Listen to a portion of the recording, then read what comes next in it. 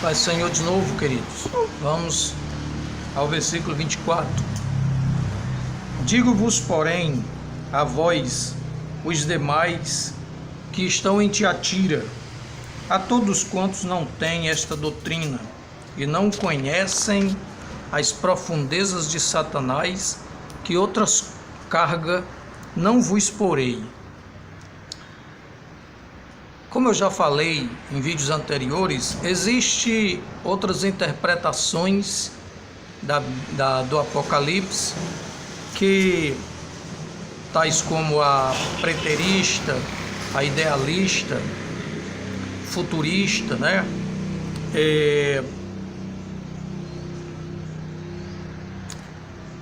Que diz que não haverá um arrebatamento, que interpreta de formas diferenciadas as profecias do Apocalipse, o livro, a mensagem do Apocalipse. Mas aqui, para aqueles que não acreditam que a igreja não passará pela grande tribulação, está aqui uma referência onde o Senhor mostra claramente, quando ele diz no versículo 22, aqui, versículo 21, e dei-lhe tempo para que se arrependesse, e ela não quer arrepender-se da sua prostituição. Vamos lá. 22, eis que lanço num leito de dores e numa grande tribulação os que cometem adultério com ela, se não se arrependerem das obras dela. Isso aqui você já sabe que está se referindo a todos os filhos dessa prostituta, Jezabel, tudo o que Jezabel semeou de engano, de idolatria, de prostituição, de feitiçarias e tantas outras coisas, e as pessoas que se deixaram enganar por elas passarão por essa grande tribulação, conforme o Senhor registra. O versículo 23 diz ainda: e ferirei de morte a seus filhos, e todas as igrejas saberão, veja bem, ferirei de morte os seus filhos, e todas as igrejas saberão que eu sou aquele que esquadrinha rins e os corações, e darei a cada um de vós segundo as suas obras, né? Já no versículo 24 diz assim: digo-vos, porém, a vós os demais que estão em Tiatira, a todos quantos não têm esta doutrina e não conheceram as profundezas de Satanás, que outra carga não vos porei. Pronto, o Senhor está guardando aqui claramente para o bom entendedor. Você só não aceita se você estiver disposto a não aceitar. Não sou eu que vou te convencer disso. Você que acredita que a igreja passará pela grande tribulação, quem sou eu para convencer você de que não vai? Mas a Bíblia pode, se você resolver aceitar o que a Bíblia Sagrada está ensinando. Ela está dizendo aqui que o Senhor não vai colocar outra carga, né? Esse texto está se referindo ao grupo de pessoas que não foi seduzido, nem tampouco tolerou as artimanhas de Jezabel, do versículo 19. As profundezas de Satanás é todo esse engodo. Se você fizer um levantamento da vida dos papas, né, e de como se manteve o romanismo no poder durante todos esses séculos que ele vem de lá para cá, você vai ficar horrorizado com tanta covardia, com tanta violência, com tanta mentira, com tanta covardia, né, que foram feitos com pessoas, assassinatos, mentiras, derramamento de sangue, violação de direitos do necessitado, perseguição, tudo feito pela Igreja Católica Apostólica Romana, porque pessoas não se curvavam ao poder do Papa, às ordens do Sumo Pontífice, né, ou do Pontífice Máximo, como a gente viu lá na igreja de Pérgamo. Então essas pessoas que não se deixaram enganar, que não aceitaram isso, elas estarão livres da grande tribulação, né? E as profundezas de Satanás refere-se, né, a todo esse esse resultado que é hoje a Igreja Católica Apostólica Romana, bem como a vida de suas lideranças. Nós sabemos muito bem do que acontece lá dentro. A história, ela é o rastro da humanidade, de por onde você passou, o que você fez está registrado na história, né? E não tem como fugir. Eu só lamento o fato de muitas pessoas leigas se deixarem enganar, se deixarem seduzir, se deixarem levar por mentiras, por enganos, por desconhecerem a palavra de Deus. Outra carga não vos porei. Jesus, ele disse o seguinte: tome a sua cruz e me siga. Nós já temos uma carga para levar. Testemunhar no mundo hostil ao Evangelho, que somos do Evangelho, que somos de Cristo. Testemunhar em um mundo onde o Cristo foi assassinado, onde o Cristo foi humilhado, foi perseguido, foi preso. Ele disse: se fazem isso com o madeiro verde, o que não farão com o seco? O que não vão fazer com vocês? Então, para ser um seguidor de Cristo e defender a fé salvadora que há em Jesus Cristo, nós temos que ter coragem, temos que combater o bom combate. Nós temos que enfrentar a fúria do adversário todos os dias. Nós fomos enviados como ovelha no meio de lobos. Isto é uma carga que nós temos que suportar. E o Senhor está dizendo que não vou colocar outra carga a vocês. Qual seria essa outra carga? Por exemplo, ter que enfrentar aqui a grande tribulação. Se necessário fosse, se Deus quisesse, nós enfrentaríamos, estaríamos dispostos a isso. Mas Ele disse que não vou colocar outra carga sobre vocês, né? Não vou colocar outra carga sobre vocês. Então, está aí claramente. Se você quiser achar que não é referindo-se à grande tribulação, mesmo ele comentando e falando nos versículos anteriores, tratasse de uma grande tribulação. Se você quiser acreditar que não é, então é com você, tá certo? O texto é seu. Vamos ao 25. Mas o que tendes, retende-o até que eu venha. O que é que você tem? Você tem, eu só tenho a fé em Jesus, então guarde. Zele por ela. Não deixe ela morrer. Porque aqui nesse texto o Senhor está exortando.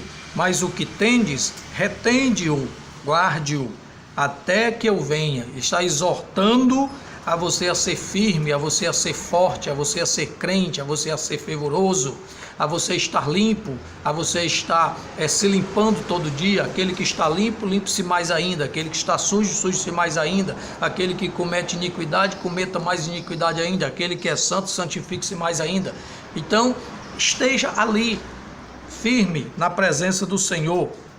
João 16:33 diz: tenho-vos dito estas coisas para que em mim tenhais paz.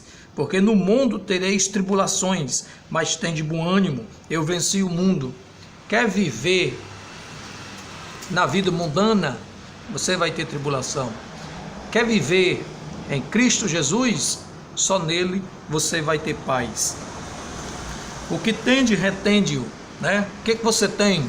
Eu tenho o caráter de Cristo, eu tenho a mansidão de Cristo, eu tenho a paz de Cristo, eu tenho a fé em Cristo. Então guarde essas coisas, zele por ela, não deixe que ninguém tire de você, não deixe que a Jezabel te iluda, não deixe que a Igreja Católica Apostólica Romana te corrompa, não deixe que nada dessas coisas aconteça, não deixe ventos de doutrina te desviar do caminho do Senhor, não deixe que nada te desvie da fé genuína. Zele pela sua fé com toda a força, com todas as suas forças que você tiver. Use a palavra de Deus, tome posse das armaduras que está lá em Efésios, no livro de Efésios. Versículo 26. Ao que vencer e ao que guardar as minhas obras até o fim, eu lhe darei autoridade sobre as nações, né? Aqui o Senhor mostra a promessa ao vencedor. Você vai vencer, né? Quem é o vencedor? O vencedor é aquele que suporta as tribulações, né? Que muitas vezes, ele não sabe o que dizer na oração, ele só se ajoelha e chora, né? Ele clama ao Senhor, ele pede, ele busca, ele está em silêncio, a sua oração em silêncio, ela é alarmante lá dentro do céu, no trono de Deus. Você pode não conseguir dizer uma palavra aqui, mas lá no céu o Espírito Santo está traduzindo ali com gemidos inexprimíveis. Olha que coisa maravilhosa, que zelo, que a maneira com que o Senhor trata de você, né? Quando você não pode. Pare para pensar nessas coisas, você que está fraco, você que está... Eu estou aqui fazendo esses vídeos, traduzindo esse texto, mas não pense você que eu estou forte, que eu sou o bambambam de Jesus, que eu sou uma fortaleza. Não. Eu estou numa situação que só Jesus me conhece, só Jesus sabe de mim, mas eu estou lutando com todas as minhas forças para manter a minha fé, né? Então ele diz, aquele que vencer, eu quero vencer. Eu já disse a Jesus, Senhor, eu quero vencer, seja o que for, tempestade de areia, do deserto, vendaval, o que vier, nuvem negra, treva, eu quero vencer. Quero que aqui, nesta minha cabeça aqui, seja colocada uma coroa de glória. Amém, queridos? Então vamos lá. Ao que vencer, está aí o Senhor exortando você a ser um vencedor, né? O Romanos capítulo 8 e o versículo 37 diz assim: mas em todas essas coisas somos mais do que vencedores, né? Por aquele que nos amou. Romanos 8:37. Então você quer vencer e diz para o Senhor que você quer vencer. O Senhor não te faz só um vencedor, Ele te faz mais do que um vencedor premiado, um vencedor guardado, protegido, um vencedor que ganhou autoridade sobre alguma coisa, né? Versículo 6 e 29 de João, esse texto aqui fala que aquele que guardar, ao que vencer e ao que guardar as minhas obras. Qual é a obra de Deus? Às vezes você diz assim, hoje eu vou sair porque eu vou fazer a obra de Deus. Qual é a obra de Deus? A obra de Deus é o que a Bíblia ensina que é. E o que é que a Bíblia ensina que é a obra de Deus? Certa vez perguntaram a Jesus, João 6:29 diz assim, perguntaram-lhe, pois, que havemos de fazer para praticarmos as obras de Deus? Jesus lhe respondeu, a obra de Deus é esta, que creiais naquele que ele enviou. Então você crê que Jesus é o Salvador? Creio. Esta é a obra de Deus. Você faz isso, você mantém isso dentro de você? Mantém. Então você está fazendo a obra principal de Deus. Você está se mantendo firme e combatendo as doutrinas malignas, o engano, não dando ouvido àquilo que também está dentro do sistema religioso tentando te desviar. Você nunca vai deixar de crer no Senhor. Você vai manter e vai guardar a obra de Deus na sua vida. Tá certo? Autoridade sobre as nações, né? Essa promessa é relativa ao milênio. Aqui é o milênio. Uma coisa que eu quero te ressaltar é que nós somos herdeiros de Deus e somos co-herdeiros de Cristo. Nós vamos herdar a glória que é do Senhor Jesus, né? Ele diz lá em João capítulo 17 que aquela glória que eu tinha contigo, Pai, eu quero que dê a eles também, que eles sejam participantes dessa glória. Então o Senhor mostra aqui no versículo 27, e com vara de ferro, né, as regerá, quebrando-as de modo como são quebrados os vasos de oleiro, assim como eu recebi a autoridade do meu Pai. Ainda no versículo 26 aqui, vejam bem, o que é que diz o Salmo 149, o versículo 6 ao 9. Estejam na tua garganta os altos louvores de Deus, e na sua mão espada de dois gumes, para exercerem vingança sobre as nações e castigo sobre os povos, para prenderem os seus reis com cadeias e os seus nobres com grilhões de ferro, para executarem neles o juízo escrito.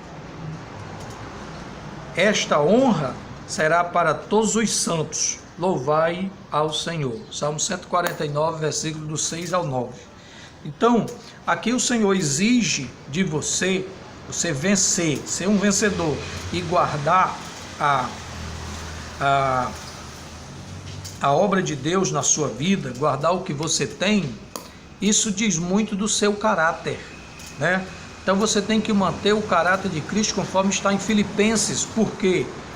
Porque existe um juízo. O juiz, quando vai julgar uma questão, ele tem que ser decisivo, e ele tem que ser incisivo também. Ele tem que ser uma pessoa imparcial, né? Ele não pode se deixar levar por nada. A justiça é cega exatamente por esses motivos. Você não pode ter nada na sua vida que lhe macule o seu caráter diante de Deus. Estou falando diante de Deus, não é diante da sociedade, não é diante do mundo. O que o mundo pensa de mim e aquilo que o gato enterra, para mim são a mesma coisa. O que o mundo pensa de mim, vou repetir, o que a sociedade pensa de mim e aquilo que o gato enterra, comparando os dois, para mim são a mesma coisa. Agora, o que Deus pensa de mim, isso me preocupa. Isso, me interessa, porque eu quero agradar aquele que me chamou, aquele que me amou primeiro, sendo eu ainda pecador. Aquele que disse, não peque mais, mas se você pecar, tem um advogado aqui. Aquele que derramou o seu sangue para me purificar de todo o pecado. O que ele pensa de mim, o que ele fala de mim, o que ele escreve de mim, tudo o que ele faz concernente a mim, Gideão Rodrigues, isso me preocupa, isso me interessa, isso faz parte do meu desejo, do meu querer. Mas o mundo, a sociedade corrupta, esse mundo velho enganador que está aí, o que ele pensa, meu querido, dá licença, dá licença para o que o mundo pensa acerca de mim. Então, se eu estiver bem, eu lembro do sumo sacerdote Josué, que estava lá de pé diante de Deus, e Satanás chegou para acusar: Josué, você está sujo, você está com as suas vestes manchadas, você não pode estar aqui. O que foi que o Senhor disse? O Senhor disse: cala-te, Satanás, porque este é um tição tirado do fogo. O que tem dentro de você? O mundo pode dizer o que quiser dizer. Elias estava sozinho lá no Monte Carmelo, só ele e todo Israel com Baal. Os profetas, 850 profetas, 400 profetas de Baal, mais 450 de Aserá. E ali estavam eles ali, e do outro lado estava só Elias e Jeová. Quem venceu? Elias venceu. Deus venceu em Elias.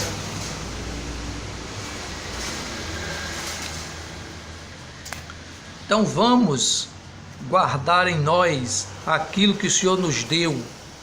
O Senhor disse que todos os meus pecados seriam perdoados, e foram. O Senhor disse que se tivesse um que fosse vermelho como a escarlata, ele tornaria branco como a neve. Senhor, mas eu fiz isso, não quero saber. que você fez? Estou apagando tudo aqui agora. Só permaneça firme e deixa o resto comigo. Crê no Senhor. Confia no Senhor e faz o que é reto. Entrega os teus caminhos ao Senhor, confia nele e o mais ele tudo fará, são as promessas de Deus. Por quê? Porque o Senhor tem uma obra grandiosa no final para nós. Salmo 149, versículo 6. Isso aqui é para os santos do Senhor. E o versículo 27 diz: e com vara de ferro as regerá, quebrando-as, de modo como são quebrados os vasos do oleiro, assim como eu recebi a autoridade do meu Pai. Você vê o Senhor dividindo o trabalho dele aqui conosco, nos dando essa honra de fazermos aquilo que ele fará no juízo. Nós já fazemos o que ele fez no começo, que foi pregar o evangelho, né? A toda criatura, ele começou e nos deu esse privilégio de continuar a fazendo essa obra. Aí o Senhor disse lá no Salmo 2, versículo 9, o Senhor diz assim: tu os quebrarás com uma vara de ferro, tu os despedaçarás como a um vaso de oleiro, né? Aí em Mateus capítulo 28, versículo 18, ele diz assim: aproximando-se Jesus, falou-lhes dizendo: é-me dado todo o poder no céu e na terra. Tá certo? Aí aqui no versículo 27, isso aqui foi o Pai que disse que Jesus faria isso. Você vai reger as nações com vara de ferro e vai quebrar como quem despedaça o vaso do oleiro. Salmo 2, versículo 9. Aqui no versículo 27, o Senhor está dizendo assim: ao quem vencer, ó, versículo 26, ao vencedor e aos que guardam a minha palavra, a minha obra. E o versículo 27 assim: você vai reger com varas de ferro, quebrando-as como quebra o vaso do oleiro. Quer dizer, nós vamos fazer isso junto com Cristo. É ele de um lado e nós do outro, quebrando, esbagaçando tudo. Por quê? Porque o Senhor prometeu. Nós fazemos a obra de Deus, não é só aqui não. Vamos continuar fazendo no milênio. É promessa, isso é Bíblia, isso é Apocalipse, não tem para onde correr. Então mantenha o seu caráter como o caráter de Cristo. Porque quando você tiver com aquela vara de ferro na mão e o Senhor Jesus com outra, regendo e quebrando, despedaçando todas as nações como quem quebra o vaso do oleiro, ninguém vai te acusar. Porque o Senhor fez a obra de apagar todos os dados pecaminosos da tua vida. Tá certo? Versículo 28. Também eu lhe darei a estrela da manhã. Além da autoridade, há uma promessa da glória celeste. Jesus é a resplandecente estrela da manhã, Apocalipse 22 e o versículo 16. Colossenses 3,4 diz assim: quando Cristo, que é a nossa vida, se manifestar, então também vós vos manifestareis com ele em glória. Colossenses 3,4. 1 Pedro 5,1 diz: aos anciões, pois, que há entre vós, rogo eu, que sou ancião com eles, e que testemunho dos sofrimentos de Cristo, e participante da glória que se há de revelar. Aos anciões, pois, que há entre vós, rogo eu, que sou ancião com eles, e testemunho dos sofrimentos de Cristo, e participante da glória que se há de revelar. Então nós temos um futuro glorioso. Basta permanecermos na presença do Senhor. Versículo 29. Quem tem ouvidos, ouça o que o Espírito diz às igrejas. Romanos 8,18 diz o seguinte: pois tenho para mim que as aflições deste tempo presente não se podem comparar com a glória que em nós há de ser revelada. Está vendo, irmãos? Então vale a pena servir a Deus. Vale a pena combater a hipocrisia, a mentira e não ter medo daquilo que o inimigo se propõe a nós. Vale a pena.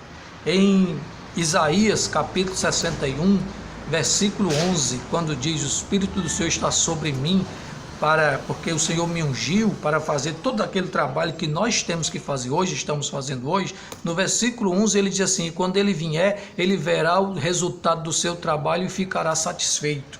Então, quando nós estivermos lá na glória com o Pai, no trabalho do milênio, fazendo o trabalho do Senhor no milênio, nós vamos ver que glória que nós teremos, que maravilha que é a nossa vida, e vamos ver que verdadeiramente o Senhor está conosco. É a glória que nos aguarda, não é o inferno, não é a miséria, não é o sofrimento. O sofrimento nosso é aqui. As aflições desse tempo não dá para comparar com a glória que em nós há de ser revelada. Vamos orar. Pai Celestial, nós te damos louvor pelas tuas grandezas e pelas tuas maravilhas em nossa vida, no nome de Jesus. Amém.